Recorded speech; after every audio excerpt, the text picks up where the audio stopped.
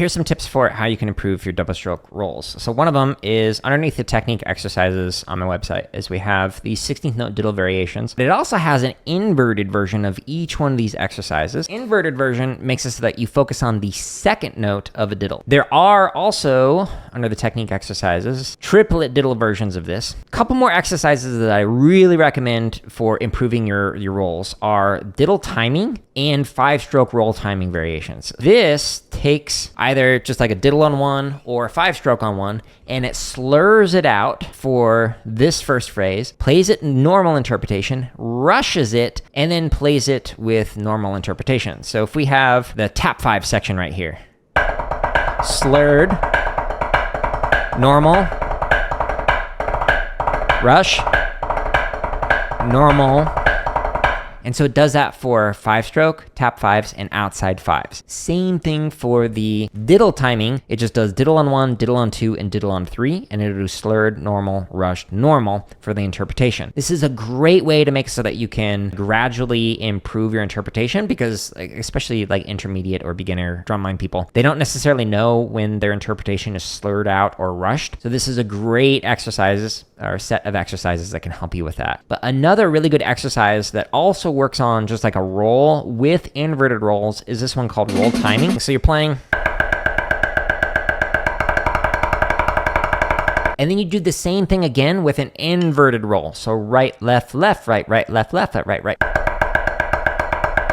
And it just 4-2-1s it. 2 of each, and then 1 of each. And then the extension plays a roll into an inverted roll. This is a great way to work on it. The next thing that I recommend for working on rolls, a lot of diddle variations of grid. 56 videos for working on your diddles and your rolls for triplet grid. And then if we go down to the 16th note grid variation, then this one has 73 videos that can help you out with that. But the last set of exercises that I recommend for working on your rolls underneath the technique exercises is slow, fast, slow, or fast, slow, fast. When you go into the timestamps in the description for this, it has a BPM range. For example, this says 150, 40, 150, but then the next one is 155, 40, 155. What's going on here? This exercise is going to start at 150 beats a minute, and then it's going to slow all the way down to 40, and it's going to go one click at a time. So it's slowing down. When it gets to 40 beats a minute, it'll hold it there for 4 measures, and then it'll slowly start to speed it back up to your starting tempo, which is 150 in this case. This is a great way to work on your rolls, so you can just like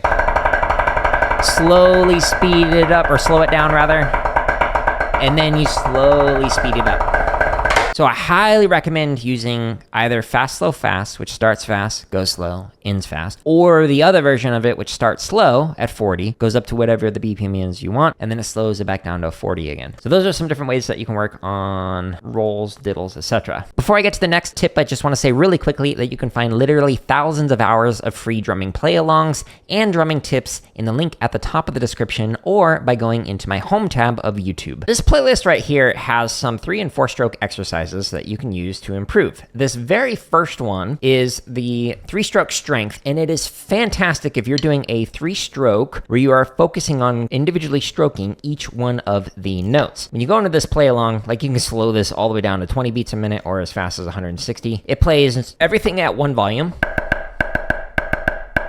And then it has a 9-inch accent and a 6-inch tap. So these are not full like 12 and 3, but you're going to emphasize the accents. And then, so what it's doing is it's going through each one of the 3 strokes with an accent. So it makes it so that you can focus on getting a nice balanced sound. So it does it on the right hand, on the left hand, and then both together. When you do this both together, you don't want to hear a flam sound. You want to hear a popping sound, meaning that the hands are moving at the same velocity and the same timing, etc. So this is a great exercise to work on your 3 strokes if you are individually stroking each one of the notes. My other favorite exercise for doing a controlled bounce stroke, where you're just doing one motion and letting the bounce kind of work for you, is the isolated 3s exercise. So this particular exercise allows you to do right, both, left, both, and then it puts them together. And it is, again, you can slow it down using the timestamps or speed it up, but it is a great way to work on a controlled bounce stroke doing 3s, and there's also a 4-stroke version, so you can get one motion, 3 notes out of it. So I highly recommend those exercises, but there are more inside of this playlist, and there's literally over 1,000 more linked at the top of the screen. Keep you busy for a while. One of the things that you can do when practicing is not actually look at your playing and just focus on the listening side of things. There's a tendency when you are engaging with multiple senses while playing that it kind of dilutes all of them rather than just focusing on listening or just focusing on watching. I often like look away or just like not look at my hands, and that's because I'm focusing just on the listening side of things so I can really hear how consistent are those taps. Is it making a little slight crescendo or decrescendo? How consistent are the accents between each one of the hands, etc. And when I say like dilute the senses, it doesn't mean literally. It's more from like a cognitive load perspective where you can handle 7 plus or minus 2 things any moment in your working memory. So if you are focusing too much on one thing, it will make it so you actually are ignoring everything else.